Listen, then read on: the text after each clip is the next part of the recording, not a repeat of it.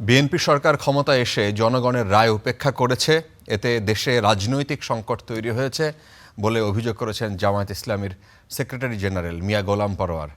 শনিবার দুপুরে পিরোজপুরে জামায়াতে ইসলামীর রুকন সম্মেলনে বক্তব্য রাখেন তিনি। সম্মেলনে জেলা ও উপজেলার বিপুল সংখ্যক নেতাকর্মী অংশ নেন। অনুষ্ঠানে আরও বক্তব্য রাখেন দলের কেন্দ্রীয় ও স্থানীয় পর্যায়ের নেতারা।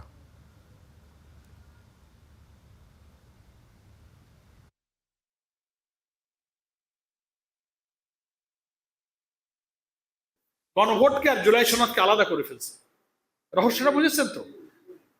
একবারও কিন্তু তা বলে নাই বিএনপি যে আমরা গণভোটের রায় মানবো। গণভোটের রায় মানে না বলেই তো আমরা 11 ধারা আন্দোলন করছি। আর জুলাই সনদ মানো, এই কথার ব্যাখ্যা কি? ওনারা জুলাই সনদের